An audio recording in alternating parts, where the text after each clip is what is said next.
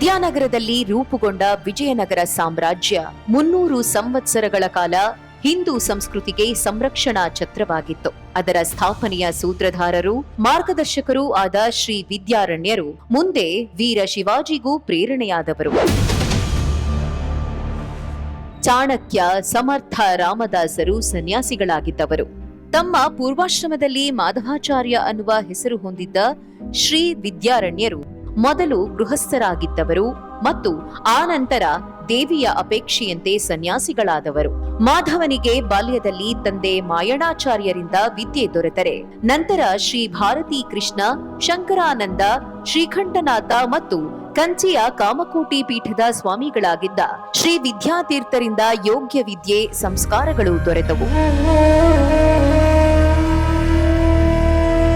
ಸುಲಭವಾಗಿ ಯಾರನ್ನೂ ಶಿಷ್ಯಂದಿರನ್ನಾಗಿ ಮಾಡಿಕೊಳ್ಳದ ಶಂಕರಾನಂದರು ಸಹೋದರರಾದ ಮಾಧವ ಸಾಯಣರನ್ನು ಶಿಷ್ಯರನ್ನಾಗಿ ಸ್ವೀಕರಿಸಿದ್ದರು. ಅವರನ್ನು ಕಂಚಿಯ ಮಠಕ್ಕೆ ಮುಂದಿನ ವಿದ್ಯಾಭ್ಯಾಸಕ್ಕೆ ಕಳುಹಿಸಿದವರು ಅವರೇ. ಅಲ್ಲಿ ಗುರುಕುಲದಲ್ಲಿ ಮಾಧವನ ಸಹಪಾಠಿಗಳಾಗಿದ್ದವರು ಸಾಯಣ, ಭೋಗನಾಥ, ವೆಂಕಟನಾಥಾಚಾರ್ಯ, ಸುದರ್ಶನ ಭಟ್ಟ ಮತ್ತು ದ್ವೈತ ಮತದ ಅಕ್ಷೋಭ್ಯ ತೀರ್ಥ. ಅಲ್ಲಿ ಶ್ರೀ ವಿದ್ಯಾತೀರ್ಥರು ಒಮ್ಮೆ ತಮ್ಮ ಪ್ರತಿ ಶಿಷ್ಯನಿಗೂ ನಿನ್ನ ಜೀವನದ ಆಕಾಂಕ್ಷೆ ಏನು ಅಂತ ಒಂದು ಪ್ರಶ್ನೆ ಕೇಳಿದ್ದರಂತೆ. ಆಗ ಮಾಧವ ಹೇಳಿದ್ದು, ಈ ರಾಷ್ಟ್ರವನ್ನು ಎಚ್ಚರಿಸುವುದಕ್ಕೆ, ಸ್ವದೇಶ, ಸ್ವಧರ್ಮ, ಸ್ವಾತಂತ್ರ್ಯಗಳ ರಕ್ಷಿಸುವುದಕ್ಕೆ ನನ್ನ ಜೀವನ ಮೀಸಲು ಎಂದು. ಅಂದರೆ ಆ ಹೊತ್ತಿಗಾಗಲೇ ಅವರ ಮನಸ್ಸಿನಲ್ಲಿ ತಮ್ಮ ಬದುಕಿನ ಗುರಿಯ ಬಗ್ಗೆ ಸ್ಪಷ್ಟ ಚಿತ್ರಣ ಮೂಡಿಯಾಗಿತ್ತು.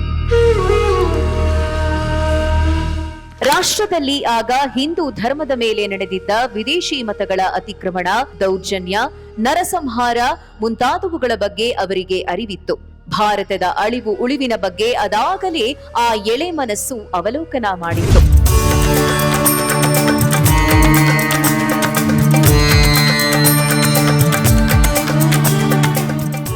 ಮುಂದೆ ಮೊಘಲ್ ಸೇನೆಯು ಶ್ರೀರಂಗದ ಮೇಲೆ ದಾಳಿ ಮಾಡಿದಾಗ ಅಲ್ಲಿದ್ದ ಅಪೂರ್ವವಾದ ಗ್ರಂಥರಾಶಿಯನ್ನು ಅಡಗಿಸಿಟ್ಟು ಕಾಪಾಡಿದವರು ವೆಂಕಟನಾಥಾಚಾರ್ಯರು ಮತ್ತು ಸುದರ್ಶನ ಭಟ್ಟರು. ತಮ್ಮ ವೈವಾಹಿಕ ಜೀವನದಲ್ಲಿ ವಿದ್ಯಾದಾನ ಮಾಡುತ್ತಾ ಜೀವನ ನಿರ್ವಹಣೆ ಮಾಡುತ್ತಿದ್ದ ಮಾಧವಾಚಾರ್ಯರ ಮನಸ್ಸನ್ನು ಶ್ರೀರಂಗದ ಮೇಲೆ ಹಾಗೂ ಅಲ್ಲಿಂದ ರಾಮೇಶ್ವರದವರೆಗೂ ಅನೇಕ ಕಡೆಗಳಲ್ಲಿ ಮಲ್ಲಿಕಾಫೀರ್ ದಾಳಿ ನಡೆಸಿದ. ಮಾಡಿದ ದೇವಮಂದಿರಗಳ ಲೂಟಿಗಳು, ವಿಗ್ರಹಗಳ ಧ್ವಂಸ ಕಾರ್ಯ, ಲಕ್ಷಾಂತರ ಹಿಂದೂಗಳ ಹತ್ಯಾಕಾಂಡ, ಸ್ತ್ರೀಯರ ಮೇಲಿನ ಅತ್ಯಾಚಾರ ಇವುಗಳೆಲ್ಲ ಅಲ್ಲೋಲ ಕಲ್ಲೋಲ ಮಾಡಿ ಹಾಕಿದ್ದವು. ಅವರು ಸತ್ಯಮಂಗಲಕ್ಕೆ ಬಂದಾಗ ಅಲ್ಲಿ ಗುರುಕುಲ ನಡೆಸುತ್ತಿದ್ದ ವೆಂಕಟನಾಥಾಚಾರ್ಯರು ಶ್ರೀರಂಗದಲ್ಲಿ ನಡೆದಿದ್ದ ಅನ್ಯಾಯದ ಬಗ್ಗೆ ಜನತೆಯನ್ನು ಬಡಿದೆಬ್ಬಿಸುವುದಕ್ಕಾಗಿ ರಚಿಸಿದ್ದ ಅಭೀತಿಸ್ತವ ರಣಗೀತಿಯ ಪರಿಚಯವಾಯಿತು.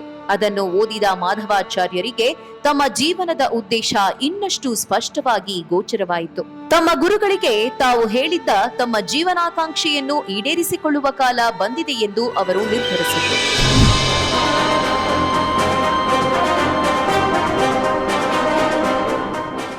ದೆಹಲಿಯಲ್ಲಿ ತೊಗಲಕ್ ಆಡಳಿತ ಶುರುವಾಗಿದ್ದ ಕಾಲ ಅದು. ಇಡೀ ದೇಶದಲ್ಲಿ ಅರಾಜಕತೆಯೇ ತುಂಬಿ ಹೋಗಿತ್ತು. ದಕ್ಷಿಣದ ರಾಜರು ನೆಪ ಮಾತ್ರಕ್ಕೆ ಸಾಮಂತರಾಗಿದ್ದರಾದರೂ ಎಲ್ಲರೂ ಸ್ವತಂತ್ರಗೊಳ್ಳುವ ತವಕದಲ್ಲಿದ್ದರು. ಈ ಅರಾಜಕತೆಯ ಸಮಯವನ್ನು ಸದುಪಯೋಗಪಡಿಸಿಕೊಂಡು ಸುಭದ್ರ ಸಾಮ್ರಾಜ್ಯಕ್ಕಾಗಿ ಅಡಿಪಾಯ ಹಾಕಬೇಕು ಅನ್ನುವ ಬಗ್ಗೆ ಯೋಜನೆ ರೂಪಿಸತೊಡಗಿದರು ಮಾಧವಾಚಾರ್ಯರು. ಅವರಲ್ಲಿ ಜನಬಲ, ಧನಬಲವಿರಲಿಲ್ಲ, ಆದರೆ ಕಾರ್ಯ ಸಾಧಿಸುವ ಆತ್ಮವಿಶ್ವಾಸವಿತ್ತು. ಗುರುಗಳ ಆಶೀರ್ವಾದವಂತೂ ಮೊದಲೇ ಪ್ರಾಪ್ತವಾಗಿತ್ತು. ಈಗ ದೈವಾನುಗ್ರಹವಾಗಬೇಕಿತ್ತು.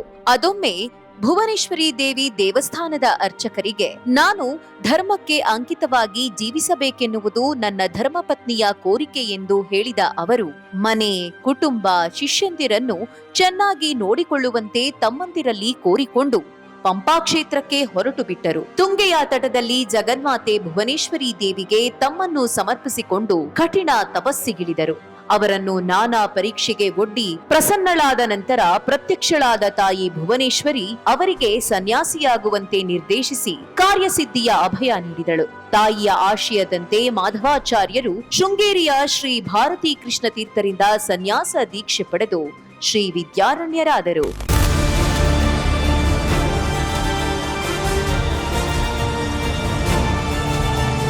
ಈ ಯತಿಗಳ ಮಾರ್ಗದರ್ಶನದಲ್ಲಿ ಹರಿಹರ ಬುಕ್ಕರ ನೇತೃತ್ವದಲ್ಲಿ ದೇಶಪ್ರೇಮಿ ಯುವಪಡೆಯು ಮಲಿಕ್ ನವಾಬನನ್ನ ಸೋಲಿಸಿ ಆನೆಗುಂದಿಯನ್ನು ವಶಪಡಿಸಿಕೊಳ್ಳುವುದರೊಂದಿಗೆ ಹಿಂದೂ ಧರ್ಮ ಸಂರಕ್ಷಣೆಯ ವಿಜಯನಗರ ಸಾಮ್ರಾಜ್ಯ ಉದಯವಾಯಿತು. 64 ಚದರ ಮೈಲುಗಳಷ್ಟು ವಿಸ್ತಾರವಾಗಿ ಬೆಳೆಯಿತು. ದೇಶ ವಿದೇಶಗಳಲ್ಲಿ ಪ್ರಖ್ಯಾತಿ ಪಡೆಯಿತು. ಶ್ರೀ ವಿದ್ಯಾರಣ್ಯರು ರಾಜಗುರುಗಳಾದರು.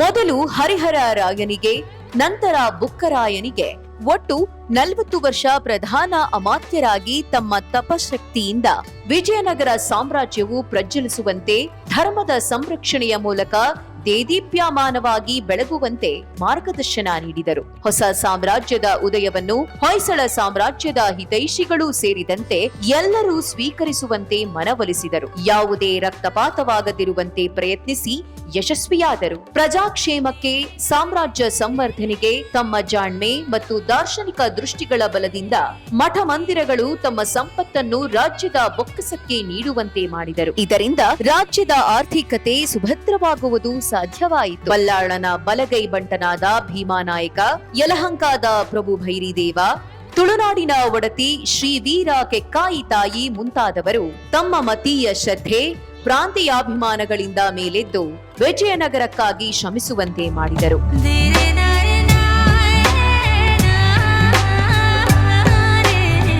ಆ ನಂತರ ಬುಕ್ಕರಾಯನ ಮಗ ಎರಡನೇ ಹರಿಹರನಿಗೆ ಸಾಯಣಾಚಾರ್ಯರನ್ನು ಪ್ರಧಾನ ಮಾತ್ಯರನ್ನಾಗಿಸಿ ತಾವು ಶೃಂಗೇರಿಯ ಪೀಠಾಧಿಪತಿಗಳಾದರು.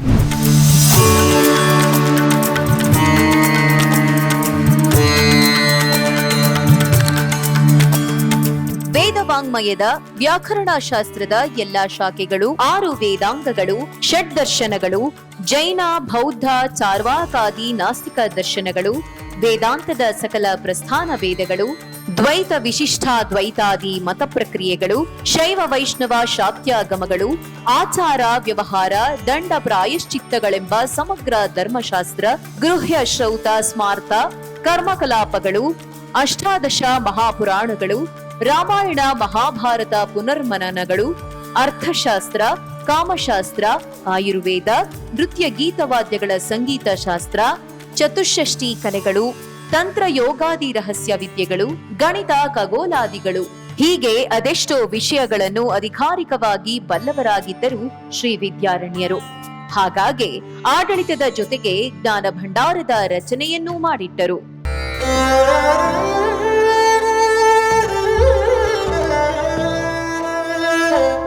ಬುಕ್ಕರಾಯನ ಆಶಯದಂತೆ 4 ವೇದಗಳಿಗೆ ಭಾಷ್ಯವನ್ನು, ಉಪನಿಷತ್ತುಗಳಿಗೆ ವ್ಯಾಖ್ಯಾನವನ್ನು ಬರೆದರು. ಇದರಲ್ಲಿ ಅವರಿಗೆ ಕೈಜೋಡಿಸಿದವರು ಸಾಯಣಾಚಾರ್ಯರು, ಪಂಚಾಗ್ನಿ ಮಾಧವರು, ನರಹರಿ ಭಟ್ಟ, ನಾರಾಯಣ ವಾಜಪೇಯಿಯಾಜಿ, ಪಂಡರಿ ದೀಕ್ಷಿತರು, ನಾಗಾಭರಣ ಭಟ್ಟ, ವಾಮನ ಪಂಡಿತರು, ನಾರಸಿಂಹ ಯಜ್ಞ ಮೊದಲಾದವರು. ಇದೇ ಗ್ರಂಥವು ವೇದಾರ್ಥ ಪ್ರಕಾಶ, ವಿದ್ಯಾರಣ್ಯ ಭಾಷ್ಯ, ಸಾಯಣ ಭಾಷ್ಯ ಎಂತಲೂ ಪ್ರಸಿದ್ಧವಾಯಿತು. ಇದರ ಜೊತೆಗೆ ಅದ್ವೈತ ಪರ ಗ್ರಂಥಗಳಾದ ಸನ್ಯಾಸಾಶ್ರಮದ ಪ್ರಾಧಾನ್ಯತೆಯನ್ನು ಬೋಧಿಸುವ ವೇದಾಂತ ಪಂಚದಶಿ, ಮುಕ್ತಿ ಮಾರ್ಗವನ್ನು ವಿವರಿಸುವ ಜೀವನ್ಮುಕ್ತಿ ವಿವೇಕ, ದ್ವಾದಶೋಪನಿಷತ್ತುಗಳ ಸಾರವನ್ನು ತಿಳಿಸುವ ಅನುಭೂತಿ ಪ್ರಕಾಶಕ, ಪರಾಶರ ಸ್ಮೃತಿಗೆ ವ್ಯಾಖ್ಯಾನವಾದ ಪರಾಶರ ಮಾಧವೀಯ ಮುಂತಾದ ಮೇರುಕೃತಿಗಳನ್ನು ರಚಿಸಿದರು. ಮಹಾನ್ ಸಂಗೀತ ಕೋವಿದರು ಆಗಿದ್ದ ಅವರು ತಮ್ಮ ಸಂಗೀತ ಸಾರ ಗ್ರಂಥದಲ್ಲಿ 15 ಮೂಲ ರಾಗಗಳ ಪ್ರಸ್ತಾಪ ಮಾಡಿ ಕರ್ನಾಟಕ ಸಂಗೀತ ಪಿತಾಮಹರೆನಿಸಿಕೊಂಡರು.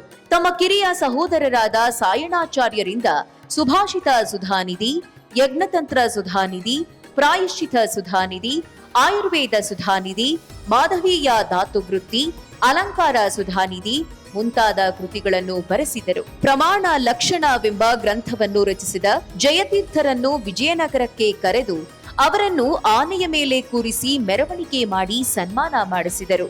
ಸಂತ್ರಸ್ತರಾಗಿದ್ದ ಅನೇಕ ಪಂಡಿತರನ್ನು, ಕಲಾವಿದರನ್ನು, ಕುಶಲಕರ್ಮಿಗಳನ್ನು, ವರ್ತಕರನ್ನು ಸಾಮ್ರಾಜ್ಯಕ್ಕೆ ಕರೆಸಿ ಕಲೆ, ಸಂಗೀತ, ಲಲಿತಕಲೆ, ವಿಜ್ಞಾನ, ತಂತ್ರಜ್ಞಾನ, ವಾಣಿಜ್ಯ ಮುಂತಾದವುಗಳ ಅಭ್ಯುದಯಕ್ಕೆ ಕಾರಣರಾದರು.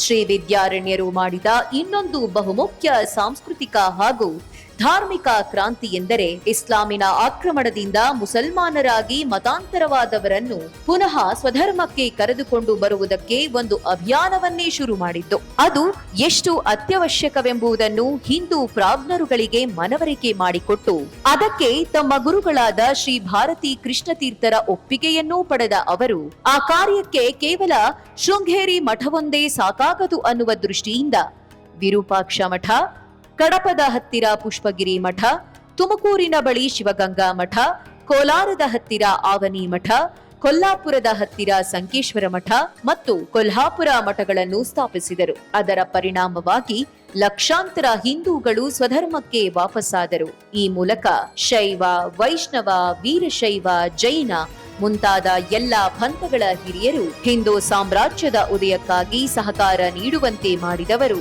ಶ್ರೀ ವಿದ್ಯಾರಣ್ಯರು.